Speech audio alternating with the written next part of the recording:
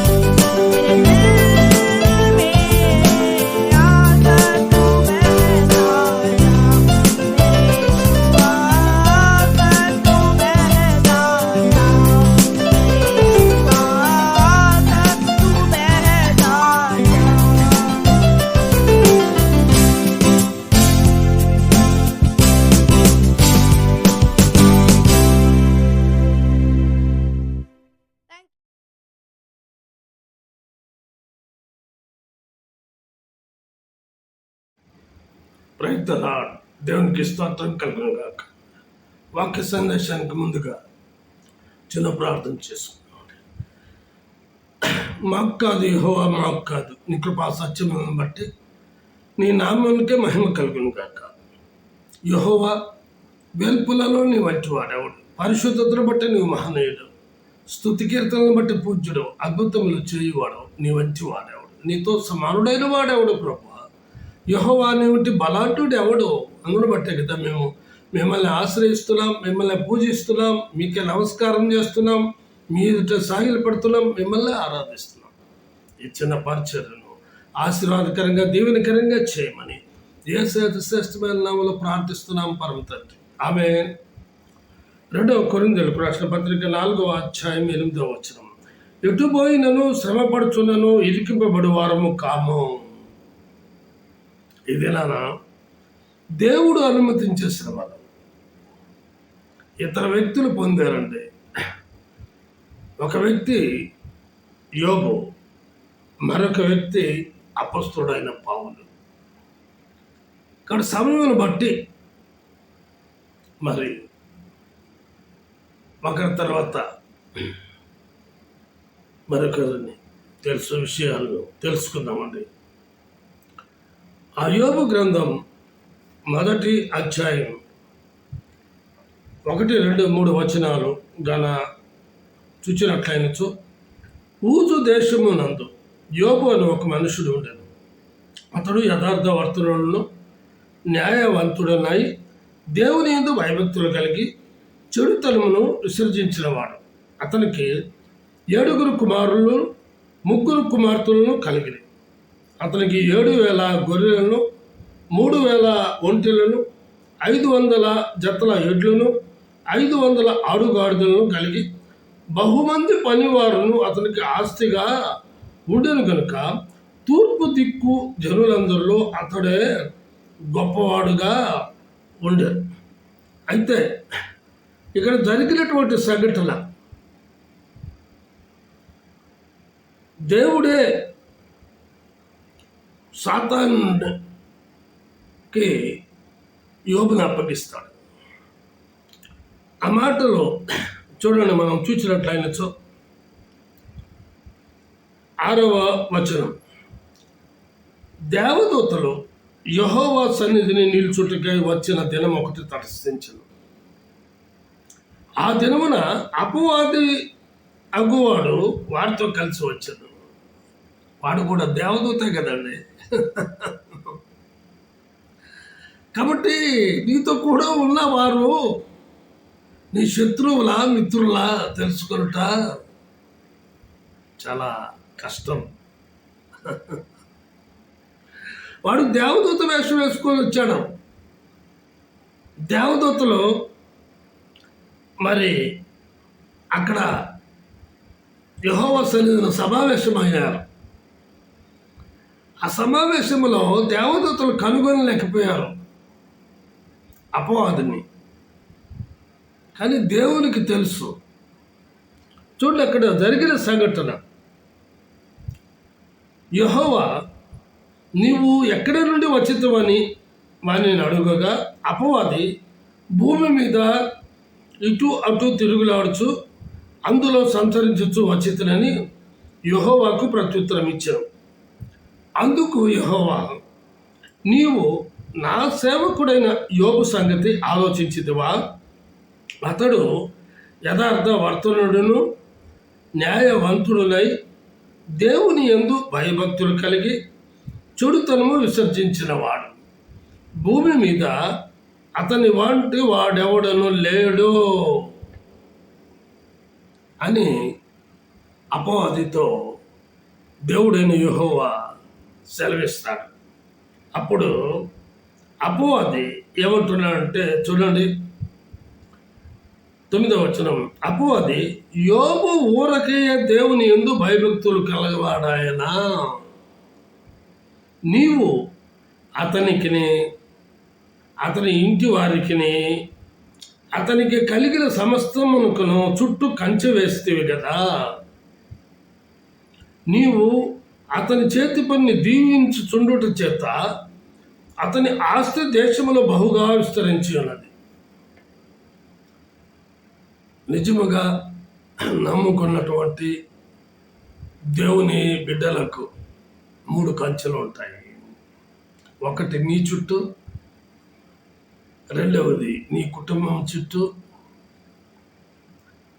మూడవది ఏమంటున్నాడు, నీ ఆస్తి పాస్తుల చుట్టూ. జాగ్రత్త సుమ, అపవాది ఏ వేషం వేసుకుని వస్తాడో నీకు తెలియదు.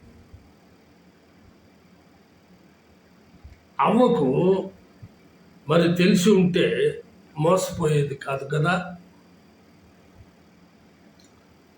కాబట్టి అపవాదిని గుర్తించగలిగినది యేసు ఒక్కడే.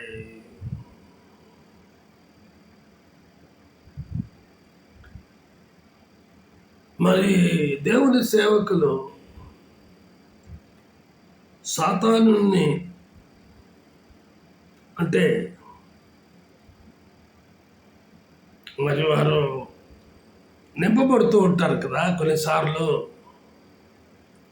అటు వారిని స్వస్థపరుస్తున్నారు కదా అని అంటారు. అవి వారు తమకు తాము తెచ్చుకునే శ్రమలో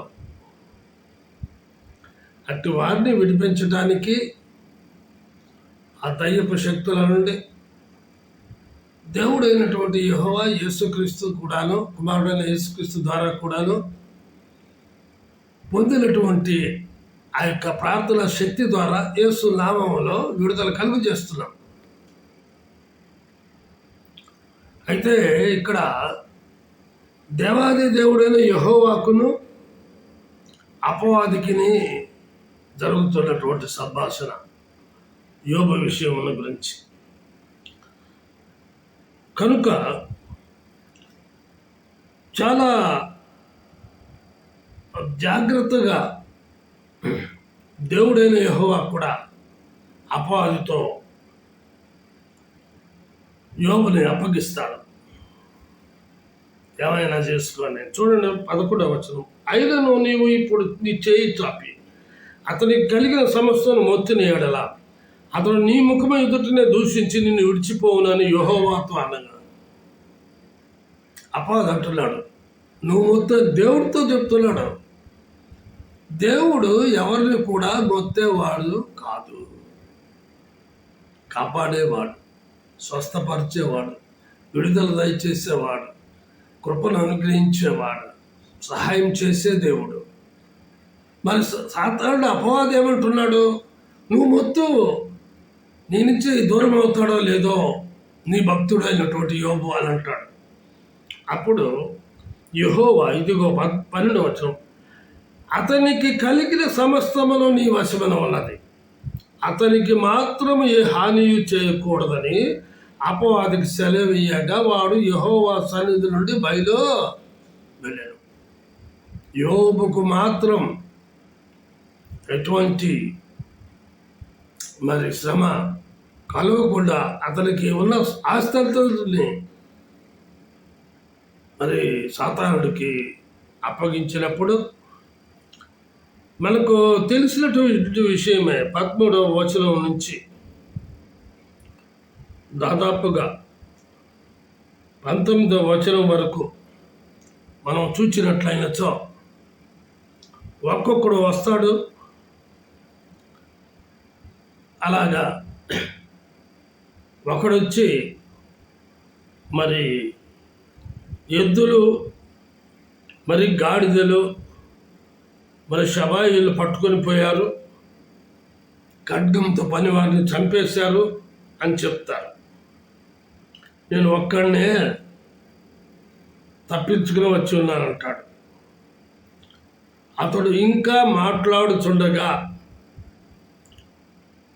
మరొకడు వచ్చి దేవుని అగ్ని ఆకాశం మీద నుండి పడి గొర్రెలను పనివారిని రగులబెట్టి కాల్చివేసినని నేను ఒక్కడిని తప్పించుకుని వచ్చానని యోబుకు తెలియజేస్తాడు. అతడు ఇంకా మాట్లాడుచుండగా మరొకడు వచ్చి కల్దీయులు 3 సమూహములుగా వచ్చి ఒంటెల మీద పడి వాటిని కొనిపోయి ఖడ్గం చేత పనివారిని చంపిరి, నీకు దాన్ని తెలియజేయుటకు నేను ఒక్కడిని తప్పించుకుని వచ్చి ఉన్నాను. అతడు ఇంకా మాట్లాడుచుండగా ఎన్ని జరుగుతూనే ఉన్నాయి. వాడు చెప్తున్నాడు పలానా హతమైపోయారు, మరొకడు వస్తున్నాడు పలానా హతమైపోయింది అని. ఇలాగ అతడు మాట్లాడుచుండగా వేరొకడు వచ్చి నీ కుమారులను నీ కుమార్తెలను తమ అన్న ఇంట భోజనము చేయొచ్చు, ద్రాక్షారసం పానము చేయుచుండగా గొప్ప సుడిగాలి అరణ్య మార్గముగా వచ్చి ఆ ఇంటి 4 మూలలను కొట్టగా అది యవ్వనుల మీద పడినందున వారు చనిపోయేది. దానిని నీకు తెలియజేయుటకు నేను ఒక్కడినే తప్పించుకుని వచ్చి ఉన్నాను.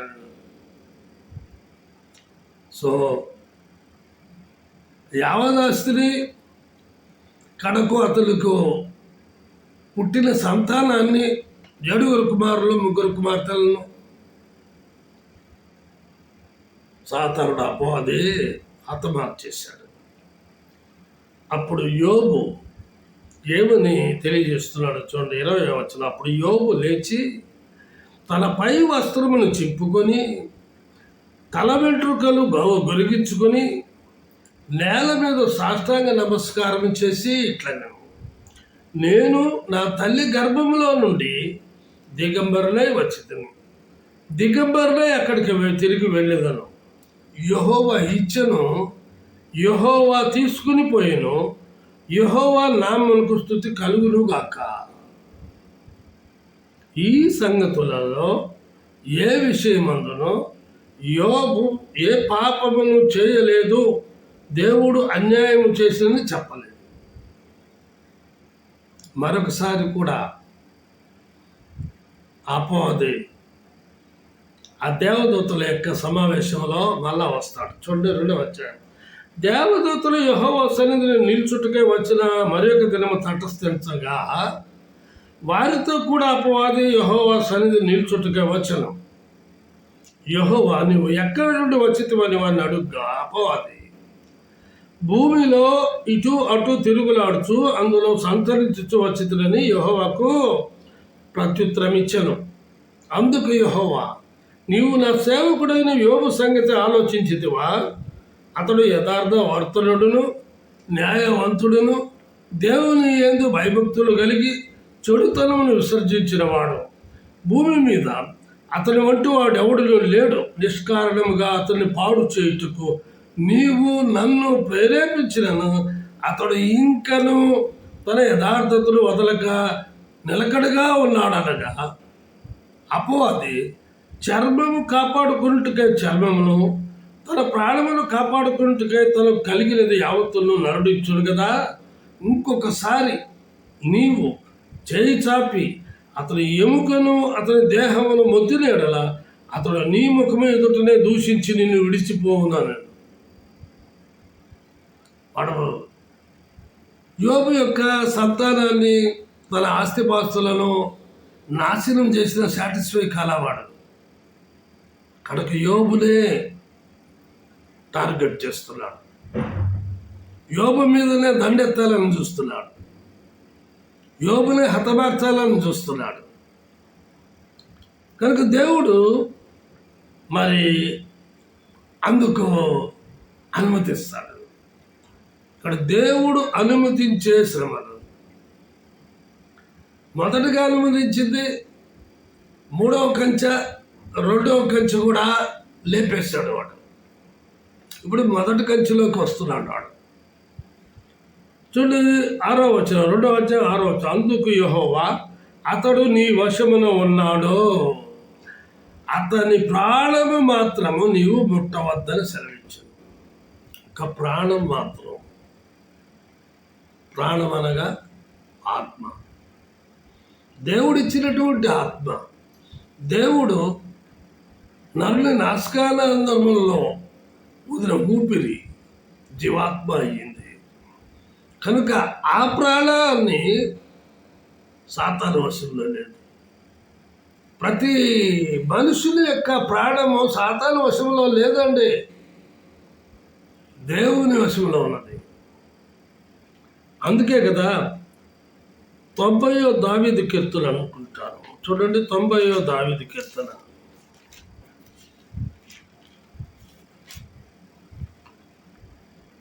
3వ వచనం.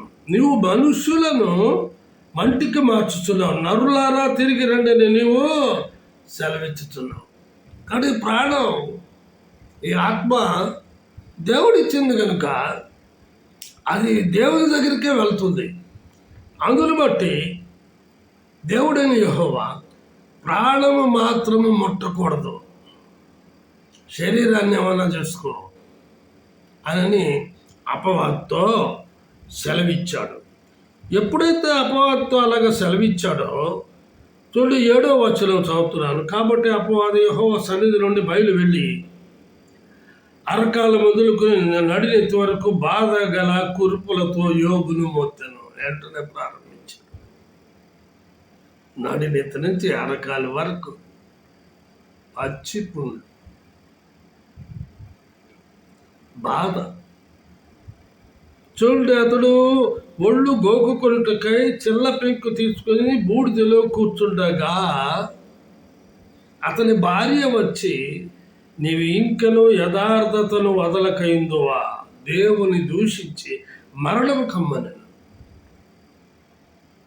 అప్పుడు యోబు భార్యతో మాట్లాడుతున్నాడు. అందుకు అతడు మూర్ఖురాలు మాట్లాడునట్టు నువ్వు మాట్లాడుతున్నావు, మనము దేవుని వల్ల మేలు అనుభవించుదమా, కీడును మనము అనుభవింపదగదా అనను.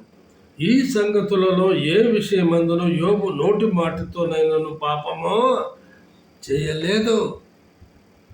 కానీ ఇక్కడ మరి 11వ వచనం నుంచి మనం గమనించినట్లయినచో ముగ్గురు శిష్యులు ఆయనకు ఉన్నారు. ఆయన ఓదార్చటానికి వచ్చారు. అతన్ని చూచి చూడండి, వారు వచ్చి 12వ వచనం, వారు వచ్చి దూరముగా నిలబడి కనులెత్తి చూచినప్పుడు అతన్ని పోల్చలేక అతని తమ వస్త్రములను చింపుకొని ఆకాశము తట్టు తమ తలల మీద ధూళి చల్లుకొని ఎలుగెత్తి ఏడ్చిరి. అతని బాధ అత్యధికముగా ఉండేనని గ్రహించి ఎవరును అతనితో ఒక్క మాట అయినను పలుకక రేయింబగలు 7 దినములు అతనితో కూడా నేలను కూర్చుండిరి. కాబట్టి 3వ అధ్యాయం నుంచి 37వ అధ్యాయం వరకు ఈ ముగ్గురు స్నేహితులు శోధిస్తూ వచ్చారు, నిందించుతూ వచ్చారు. నువ్వేమి చేయకపోతే అని అన్నట్లుగా, ఈ రోగం ఎందుకు వచ్చింది, ఈ బాధ ఎందుకు వచ్చింది, ఈ సమస్య ఎందుకు వచ్చింది, నువ్వేదో చేసుంటావు అన్న నిందలు మోపడము మనము గమనించగలం. అయితే సమయము బట్టి ఈ మాటలు నేను తెలియజేస్తున్నాను. 38వ అధ్యాయం నుంచి 41వ అధ్యాయం వరకు దేవుడైన యెహోవా యోబుకున్నటువంటి ప్రతి ప్రశ్నకు, ప్రతి సందేహమునకు సమాధానము, ప్రత్యుత్తరాన్ని ఇవ్వగలిగినాడు. అయితే 42వ అధ్యాయములో ముగ్గురు స్నేహితులు తమ తప్పిదములను తెలుసుకుని దేవుని ఆజ్ఞ ప్రకారం యోబు దగ్గరకు వెళ్ళడం మనం చూస్తాం. చూడండి, 42వ అధ్యాయం 7, 8, 9 వచనాలు. యెహోవా యోబుతో ఆ మాటలు పలికిన తరువాత ఆయన తేమానీయుడైన ఎలీఫజుతో ఇలా సెలవించారు, నా సేవకుడైన యోబు పలికినట్లు మీరు నన్ను గూర్చి యుక్తమైనది పలుకలేదు కనుక నా కోపము నీ మీదను నీ 2 స్నేహితుల మీదను మండుచున్నది. కాబట్టి 7 ఎడ్లను 7 పొట్టేళ్లను మీరు తీసుకుని నా సేవకుడైన యోబునొద్దకు పోయి మీ నిమిత్తము దహన బలి అర్పింపవలెను. అప్పుడు నా సేవకుడైన యోబు మీ నిమిత్తము ప్రార్థన చేయను. మీ అవివేకమును బట్టి మిమ్మల్ని శిక్షింపక ఉండునట్లు నేను అతన్ని మాత్రమే అంగీకరించదను. ఎలాగనగా నా సేవకుడైన యోబు పలికినట్లు మీరు నన్ను గూర్చి యుక్తమైనది పలుకలేదు. తేమానీయుడైన ఎలీఫజును, షూహీయుడైన బిల్దదును, నయమాతీయుడైన జోఫరును పోయి యెహోవా తమకు ఆజ్ఞాపించినట్లు చేయగా యెహోవా వారి పక్షమున యోబును అంగీకరించెను. 10వ వచనం, మరియు యోబు తన స్నేహితుల నిమిత్తం ప్రార్థన చేసినప్పుడు యెహోవా అతని క్షేమస్థితిని మరలా అతనికి దయచేసెను. మరియు యోబునకు పూర్వము కలిగిన దానికంటే 2 అంతులు అధికముగా యెహోవా అతనికి దయచేసెను. యెహోవా ఇచ్చెను, యెహోవా తీసుకుని పోయిను, యెహోవా నామముకి స్తుతి కలుగును గాక అని సెలవిచ్చినటువంటి తన యథార్థతను తెలియజేసినప్పుడు తిరిగి అతడు డబల్ 2 అంతుల ఆశీర్వాదం. ఏలియా దగ్గర నుంచి ఎలీషా 2 అంతుల ఆత్మాభిషేకం నాకు కావాలి అని కోరినట్లుగానే యోబు కోరకపోయినప్పటికీ దేవుడు మరి అపవాదికి అనుమతించి అతన్ని ఎంతగా మొద్దినప్పటికీ అతడు తన యథార్థతను వదలక విన్నాడు కనుక కనుక అపవాది ఓడిపోయాడు. మరి యోబు గెలవగలిగినాడు. ఈ యోబును 2 అంతుల ఆశీర్వాదం డబల్ తిరిగి 7 కుమారులు మరి 3 కుమార్తెలు మరి పొందుకొనగలిగారు. మనం చూసినట్లయితే 15వ వచనం, ఆ దేశమంతటను యోబు కుమార్తెలంతా సౌందర్యవతులు కనబడలేదు. ఎంతటి ఆశీర్వాదం! నా ప్రియమైన సహోదరి సహోదరుడా, ఒకవేళ దేవుడే అనుమతించే శ్రమలో దేవుడే చూసుకుంటాడు, సహాయం చేస్తాడు, ఆదుకుంటాడు, కాపాడుతాడు, స్వస్థపరుస్తాడు. 6 బాధలు కాదు కదా, 7 బాధలు కలిగినా నిన్ను రక్షించగలుగుతాడు. ప్రార్థన చేసుకున్నాం. ప్రేమ నమ్మకం గల మా ప్రియ పరలోకపు తండ్రి, కృపయు కనికరము గల మా దేవా, మీ పాదములు కొందనాలు. ఎటు పోయినను శ్రమ పడుచులను ఇరికిపబడి వారం కాము. ప్రభా, మీరే ప్రభా అనుమతించి యోబుని ప్రభా మరి సాతానుకు అపవాదికి అప్పగించినప్పటికీ ప్రభా తనకు కలిగినటువంటి 3వ కంచె 2వ కంచెను ప్రభా సర్వనాశనం చేసినప్పటికీ సాటిస్ఫై కాక అపవాది మరలా ప్రత్యక్షమై యోబును సర్వనాశనం చేయటానికి అనుమతి కోరినప్పుడు మీరు అనుమతించినప్పటికీ అతడు ప్రభా ఓడిపోయాడు. 3 స్నేహితులు కూడా దూషించినప్పటికీ వారికి గుణపాఠాన్ని ప్రభా తెలియజేశారు. ప్రభా యోబు దగ్గరికి వెళ్ళి క్షమాపణ పొంది అతని ద్వారా ప్రార్థన చేయించుకొని ఆశీర్వదింపబడుటను, తిరిగి అతడు స్వస్థత పొందుటను, 2 ప్రభా అతన్ని అభిషేకించడం ప్రభా మాకు మీరు తెలియజేసిన విధానం బట్టి స్తోత్రాలు చెల్లించుకోవచ్చు.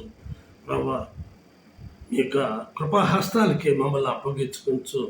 మా ప్రతి ఒక్క పరిచయలో కూడా మీ సహాయ సహకారాలు అందింపజేసి మహిమ ఘనత ప్రభావాలు మీకు ఆరోపింపబడినట్లుగా మా మీద మీ ఆశీర్వాదం దేవుని కలిగినట్లు సహాయం చేయండి. యేసయ్య నామములో ప్రార్థిస్తున్నాం పరమ తండ్రి. ఆమేన్. తిరిగి వచ్చే వారం కలుసుకుందామండి. అంతవరకు సెలవు. దేవుడు మిమ్మల్ని దీవించును గాక.